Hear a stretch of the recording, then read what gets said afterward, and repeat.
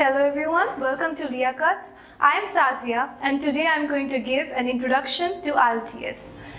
So, what is IELTS? IELTS stands for International English Language Testing System. IELTS has two modules. First is general training, another is academic. General training is usually for people who plan on going there for job purposes or for immigration, whereas academic is for students who plan on going there for higher studies.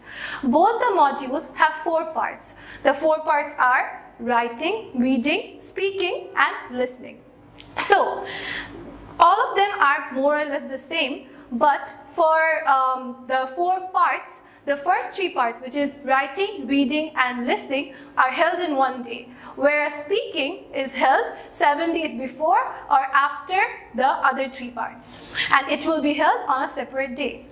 Moving on, in IELTS, there are academic writing, academic reading, general training reading, and general training writing. Also listening and speaking.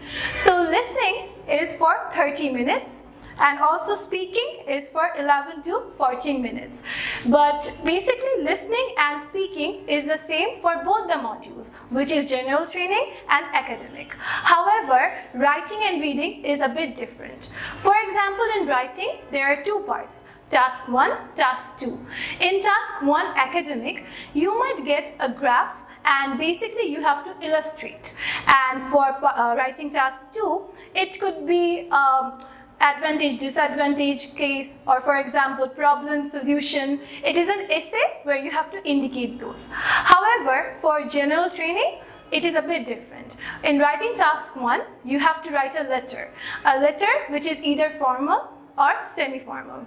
Whereas for Task 2, the pattern is the same. What you have to do is you have to talk about, for example, a problem solution, or for example, let's say advantages, disadvantages of something.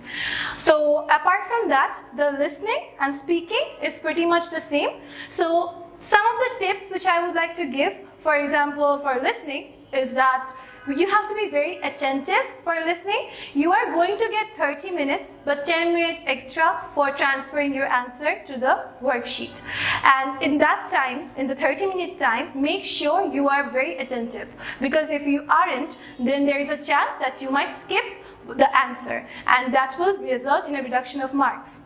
Moving on, for reading. For reading, what I would suggest is that be very attentive. Be very attentive and read each line. A lot of the times, we just skim through it. And because of that, we miss a lot of answers which are given in the text. So be very attentive for both listening and reading. Moving on, for writing and speaking, what I would say is that instead of being more attentive, be more creative. For example, in writing, you have to use your imagination, especially for Task 2. If you do not have ideas, you will not be able to write more. And for speaking, you have to be confident. And the thing about speaking is that a lot of people do not maintain eye contact. So when you're talking to your examiner, make sure that you maintain eye contact. And overall, you have to remember that this is a formal interview.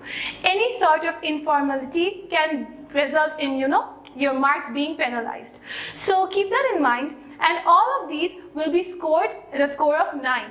So the target usually is to get 7 or above. So that is all I would like to say about it.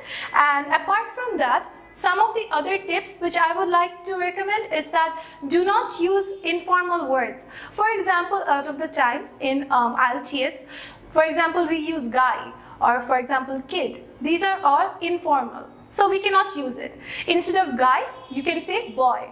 Instead of kid, you can say child. So this is one thing. Another thing is that do not use short forms. From our day-to-day lives, what we do is we use a lot of short forms. I can't do that. I don't want to do that. But what happens is when you are in a formal setup, you have to speak in a formal manner. And for that, you cannot say can't. You have to say cannot. You cannot say don't. You have to say do not. So keep practicing, because this will take time as we are so used to speaking in short terms. So make sure that when you are in your interview, you use long terms and you use proper terms. So that is all for today. Thank you for watching.